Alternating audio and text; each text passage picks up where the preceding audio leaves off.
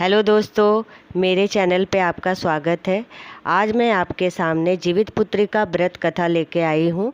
क्या होता है कि कई माताएं बहनों को ना कथा बोलने में, क्योंकि वो बिना जल वाली व्रत होती है तो बोलने में दिक्कत होता है या पढ़ने में। तो आज मैं आपके सामने ये आपकी समस्या को दूर कर दूंगी।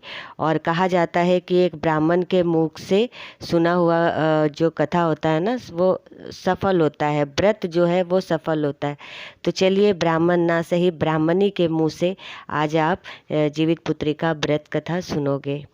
एक बार नैमिषारण्य के निवासी ऋषियों ने संसार के कल्याणार्थ सूत जी से पूछा, हे सूत, कराल काली काल में लोगों के बालक किस तरह दीर्घायु होंगे, सो कहिए। सूत जी बोले, जब द्वापर युग का अंत और कलयुग का आरंभ था, उसी समय बहुत सी शोकाकुल स्त्रियों ने आपस में सलाह की कि क्या इस कली में माता के जीवित रहते पुत्र मर जाएंगे। जब वे आपस में कुछ निर्णय नहीं कर सकी, तब गौतम जी के पास पूछने लगी।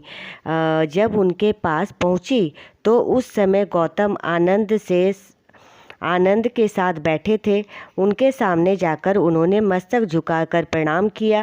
तदंतर स्त्रियों ने पूछा, हे प्रभु, इस कलयुग में लोगों के पुत्र किस तरह जीवित रहेंगे?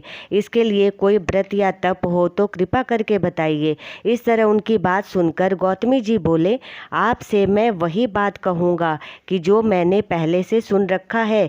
गौतमी जी ने कहा, जब महाभारत का युद्ध का अंत हो गया और द्रोणपुत्र अश्वत्थामा के द्वार अपने बेटों को मरा देखकर सब पांडव बड़े दुखी हुए थे, तो पुत्र के शोक से व्याकुल होकर द्रौपदी अपने सखियों के साथ ब्राह्मण श्रेष्ठ धौम्य के पास गई और उसने धौम्य से कहा, हे विपिंद्र, कौन सा उपाय करने से बच्चे दीर्घायु हो सकते हैं, यह आप कृपा करके ठीक ठीक कहिए। धौम्य बोले, सतयुग में सत्य वचन बोलने वाला, सत्याचारण करने वाला समदर्शी जिमुत वाहन नामक एक राजा था। एक बार वह अपनी स्त्री के साथ अपनी ससुराल गया और वहीं रहने लगा। एक दिन आधी रात के समय पुत्र के शोक से व्याकुल कोई स्त्री रोने लगी, क्योंकि जब वह अपने बेटे को दर्शन से निराश हो चुकी थी, उसका पुत्र मर चुका था और वह रोती हुई कहती थी, हाय, मुझ बूढ़ी माता के सामने मेरा बेटा मरा जा रहा है। उसका रुदन सुनकर राजा जिमुतवाहन का तो मानो हृदय वितीर्ण हो गया। वह तत्काल उस स्त्री के पास गया और उससे पूछा, तुम्हारा बेटा कैसे मरा है? बुढ़ी ने कहा, गरुड़ प्रतिदिन आकर गांव के लड़के खा जाता है। इस पर दयालु राजा ने कहा, माता, अब तुम रो मत, आनंद से बैठो, मैं तुम्हारे बच्चे को बचाने का यत्न करता हूँ। ऐसा कहकर राजा उस स्थान पर गया जहाँ गरुड़ आकर प्रतिदिन मांस खाया करता था। उसी समय गरुड़ भी उस पर टूट पड़ा और मांस खाने लगा। तब अतिशय तेजस्वी गरुड़ ने राजा का बायां अंग खा लिया, तो झटपट राजा ने अपना दाहिना अंग फेर कर गरुड़ के सामने कर दिया। यह देखकर गरुड़ जी ने कहा, तुम कोई देवता हो? कौन हो? तुम तो मनुष्य नहीं जान पड़ते। अच्छा, अपना जन्म और कुल बताओ। पीड़ा से व्याकुल मन वाले राजा ने कहा, हे पक्षीराज, इस तरह के प्रश्न करना व्यर्थ है, तुम अपनी इच्छा भर मेरा मांस खाओ।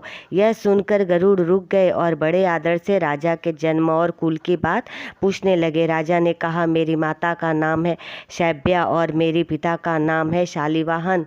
सूर्यवंश में मेरा जन्म हुआ है और जिमुतवाहन मेरा नाम है। राजा की दयालुता देखकर गरुड़ ने कहा, हे महाभाग, तुम्हारे मन में जो अभिलाषा हो वह वर मांगो। राजा ने कहा, हे पक्षीराज, यदि आप मुझे वर दे रहे हैं तो वर दीजिए कि आपने अब तक जिन प्राणियों को खाया हो वह सब जीवित हो जाएं।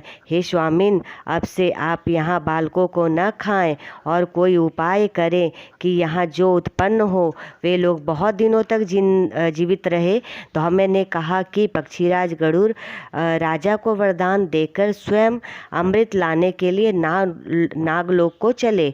वहाँ से अमृत लाकर उन्होंने मरे हुए मनुष्यों की हड्डी पर बरसाया। ऐसा करने से वे सब लोग जीवित हो गए जिनको कि पहले गरुड़ ने खाया था। राजा के त्याग और गरुड़ की कृपा से वहाँ वालों का बहुत कष्ट दूर हो गया। और उस समय राजा के शरीर की शोभा दूनी हो गई थी। राजा की दयालुता देखकर गरुड़ ने फिर कहा, मैं संसार के कल्याणार्थ एक और वरदान मांगूं। आज आशीवन कृष्ण सप्तमी से रहित शुभ अष्टमी तिथि है। आज ही तुमने यहाँ की प्रजा को जीवन दान दिया है। हे वत्स, अब से एक दिन ब्रह्म भाव को प्राप्त हो गया है, जो मूर्ति भेद से विविध नामों से विख्यात है। वही त्रैलोक्य से पूजित दुर्गा अमृत प्राप्त करने के अर्थ में जीवित पुत्रिका कहलाई। जो इस तिथि को जो स्त्रियां उस जीवित पुत्रिका की और कुश की आकृति बनाकर तुम्हारी पूजा करेंगी, तो दिनों दिन उनका सौभाग्य बढ़ेगा और वंश को भी बढ़ंती होती रहेंगी। महाभागी, इस विषय में विचार करने की आवश्यकता नहीं है। हे राजन, सप्तमी से रहित उदया तिथि की अष्टमी को व्रत करे और नवमी को पारण करे और यत्न कर सप्तमी विध अष्टमी का त्याग करे, यानी उस रोज व्रत न करे जो शुद्ध अष्टमी को व्रत करे। यदि इस पर ध्यान न दिया जाए तो फल नष्ट हो जाएगा और सौभाग्य तो अवश्य ही नष्ट हो जाएगा। जिमुत वाहन को इस तरह वरदान देकर गरुड़ वैकुंठ धाम को चले गए और राजा भी अपनी पत्नी के साथ अपने नगर को वापस चले आए। धौम्य द्रौपदी से कहते हैं, हे देवी, मैंने यह अतिशय दुर्लभ व्रत तुमको बताया है। इस व्रत के करने से बच्चे दीर्घायु होते हैं। हे देवी, तुम भी पूर्वोक्ति विधि से इस व्रत को और दुर्गा जी का पूजन करो, तुम्हें अब अभिलषित फल प्राप्त होगा। मुनिराज धौम्य की बात सुनकर द्रौपदी के हृदय में एक बार का कौतूहल उत्पन्न हुआ और पूर्ववासिनी स्त्रियों को बुलाकर उनके साथ यह उत्तम व्रत किया। गौतम ने कहा, यह व्रत और इसके प्रभाव को किसी एक चिल्ल ने सुन लिया और अपनी सखी सियारिन को बतलाया। इसके बाद पीपल वृक्ष की शाखा पर बैठकर उस चिल्हने और उसके वृक्ष के एक खोते में बैठकर सियारिनी ने भी व्रत किया। फिर वही चिल्ही और किसी उत्तम ब्राह्मण के मुख से कथा सुनाई और पीपल के खोते में बैठे हुए अपनी सखी को सुनाया। सियारनी ने आधी कथा सुनी और उसे भूख लग गई और वह उसी समय सब से भरे हुए शमशान में पहुंची। वहां उसने इच्छा भर मांस का भोजन किया। चिल्ल बिना कुछ खाए पिए रह गई और सवेरा हो गया। सवेरे वह गौशाले में गई और वहां गौ का दूध पिया। इस तरह नवमी को उसने पारण किया। कुछ दिनों बाद वे दोनों मर गईं और अयोध्या में किसी धनी व्यापारी के घर में जन्मी। संयोग से उस दोनों का जन्म एक ही घर में हुआ। सो सियारिनी ज्येष्ठ हुई और चिल्ल छोटी।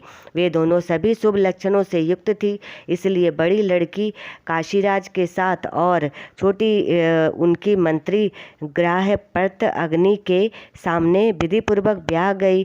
पूर्व जन्म के कर्म फल से वह मृग नैनी राजरानी हुई।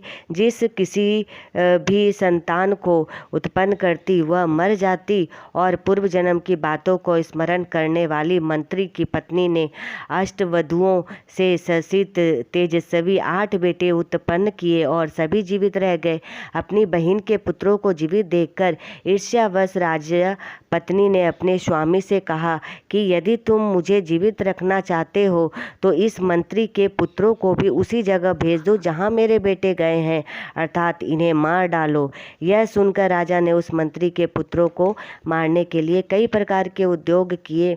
मंत्री पत्नी से जीवित पुत्रिका के पुण्य बल से बचा लिया। एक दिन राजा ने अपने आदमियों से उन पुत्रों का सिर कटवाकर पिटारी में रखवाया और वह पिटारी उनकी माता के पास भेज दिया, किंतु वे 8 शेर बेशकीमती जवाहरात हो गए और भले चंगे वे 8 अपने लड़के अपने माता के पास वापस आ गए। यही जीवित देखकर राजा पत्नी को बड़ा विस्मय हुआ।